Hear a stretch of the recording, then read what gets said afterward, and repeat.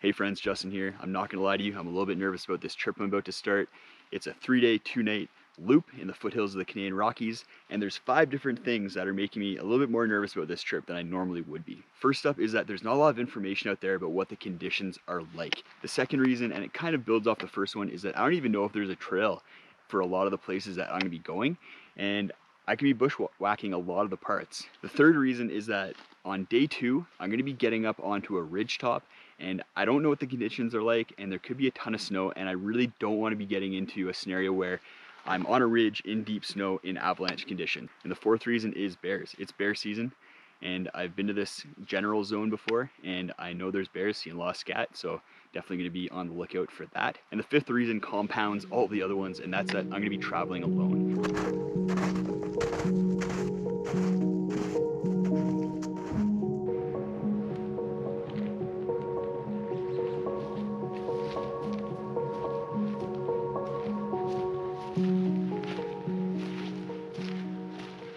It's really easy to lose the trail as you go through these snowfields, and if there is a trail, right now there's really not a trail at all, so we're just kind of making it up as we go along. But luckily I have my trusted navigation tools with me. I had an entire video on navigation that I'll link in the video description. You can go check that out. But I'm using my Garmin Fenix 6 Pro watch here, so I have the track for my route loaded on here and I can follow it. I'm right on it right now, so I'll just kind of stick to it because I don't really have anything else to go off of. And then I also have Gaia GPS on my phone with the route and map downloaded for offline use. So I'm in airplane mode right now to really extend my battery life. And with Gaia GPS and the premium subscription, I can download the maps and have them full access without cell phone reception. So that's a really good feature of Gaia GPS, but you do need to pay for it. If you want 20% off, go to GaiaGPS.com/Justin Outdoors and you can get a little bit of a deal.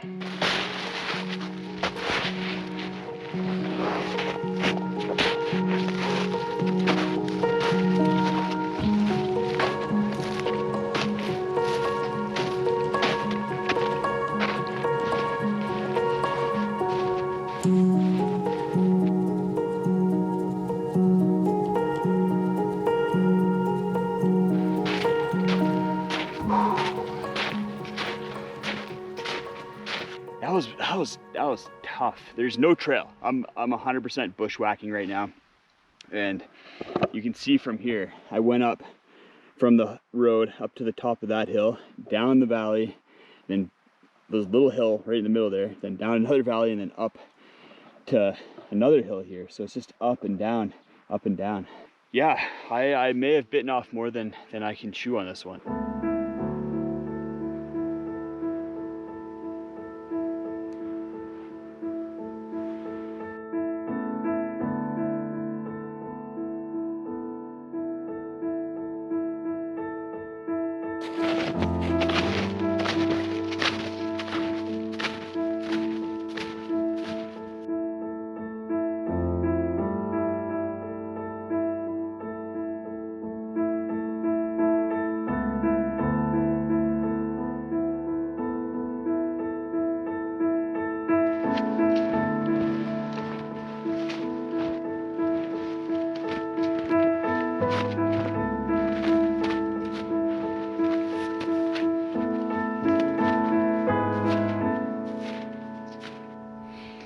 Feeling pretty discouraged right now. That was just a super tough section, snowshoeing up through that forest with tons of blowdown. I'm pretty tired after that. Yeah, just feeling super defeated. Mentally, I'm not there today, and I think that's really affecting it as well. I think the kind of hiking that I'm doing is just all mental, just trudging through snow 1 foot in front of the other and not really like moving quickly at all. But that will drain you mentally really quickly. So that's my struggle today. My struggle is just trying to keep mentally in the game and keep going.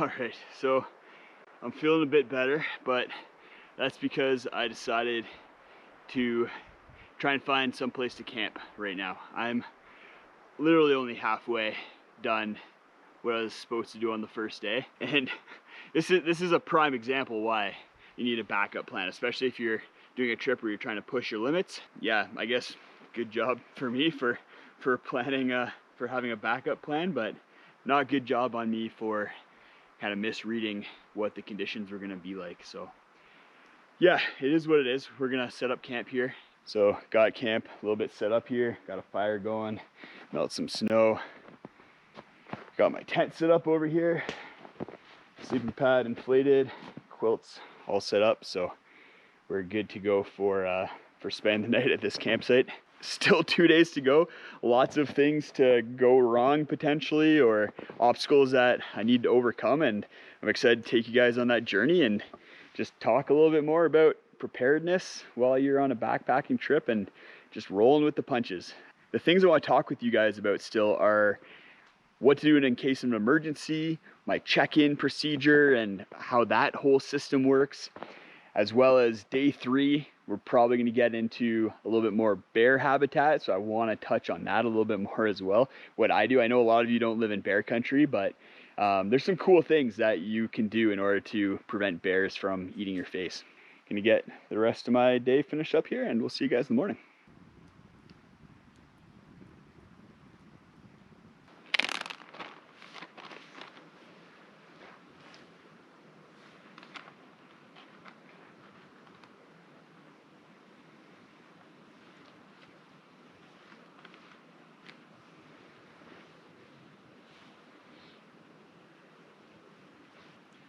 Morning, guys.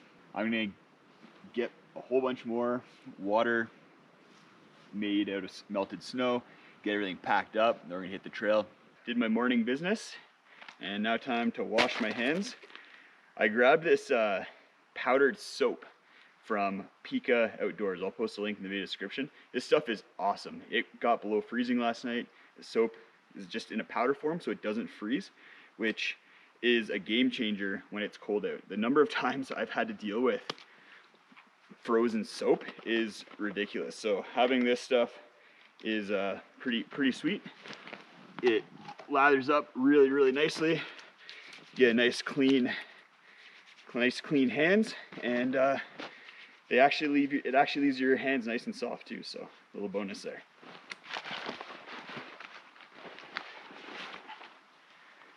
By the way, if you're wondering what that bag was that I was holding, that's a wag bag. So this morning I pooped in that bag, and I'm gonna carry the poop out with me.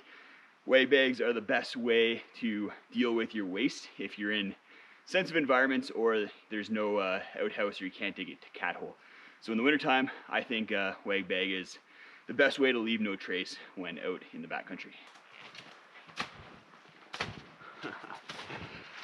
Still sinking in, so should be a fun day. At least I'm feeling better up here, so that's a good thing.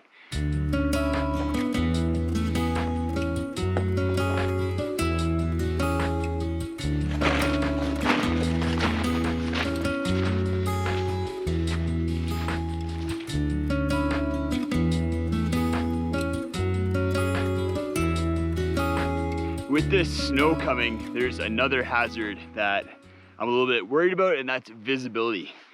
I have my watch to navigate with, I also have my phone on me, but if for some reason both of those die, if the battery dies and I can't recharge them, then I need to figure out how to get out of here. And the way I do that is I have what I call the bug out plan, and what it entails is basically using the compass that I have on my thermometer here. It actually works pretty good, this little compass, and I know that if I'm heading west on the ridge, then my bug out plan is to head straight north. I'll hit a highway and I can hopefully get a ride back to my car. It's super important to always have a bug out plan. Always be aware of where your exits are when you're on the trail. You don't want to just be following the trail and not really know where you are in the grand scheme of things. You want to know where your highways are, where your water bodies are, and how you're gonna get out of a bad situation.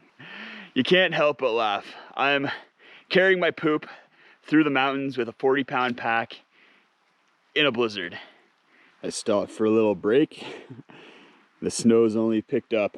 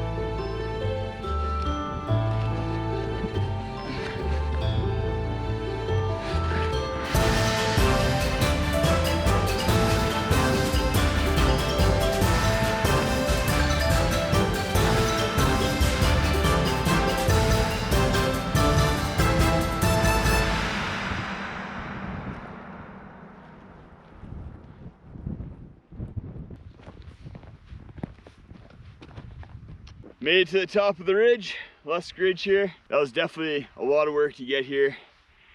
It was, I think, 7 or maybe 8 different peaks along the ridge that I had to go up and then down and then up and then down. So a lot of elevation gain, a lot of elevation loss.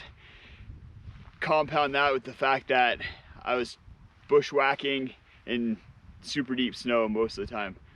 Yeah, feels good to be here.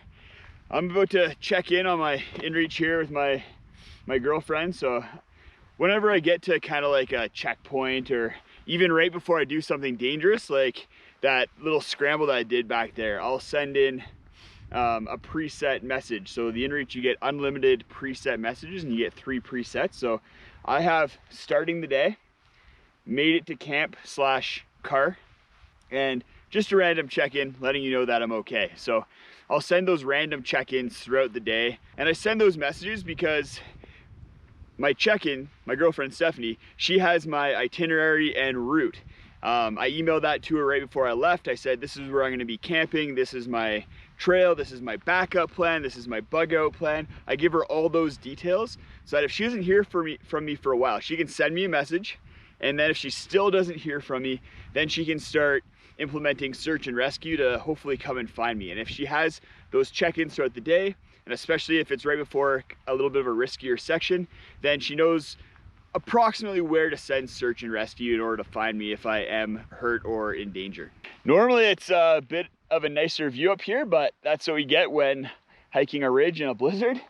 But we're gonna continue on the ridge, and then we drop significant elevation and then get down into a little valley where Lusk Creek is, I think, and that's where we're gonna be camping for the day.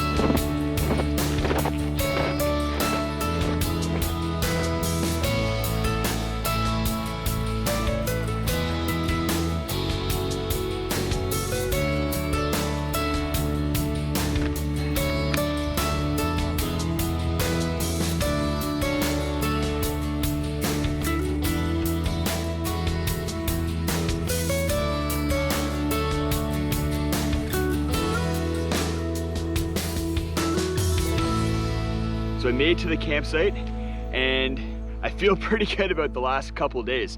I checked the weather when I was checking in at the top of Lusk Ridge there, and the forecast has changed, and it's saying that it's going to be minus 20 degrees Celsius tonight.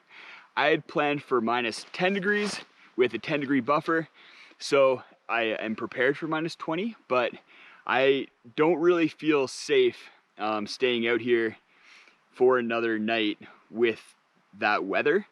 I was ready to do it, but that weather just kind of tipped the scales, and it's only 10 kilometers on a pretty easy trail back to my car, and it's 2 p.m. right now, so I'm gonna do that. I'm gonna head back to my car. Thanks for coming along this journey with me, friends, and we'll see you next time.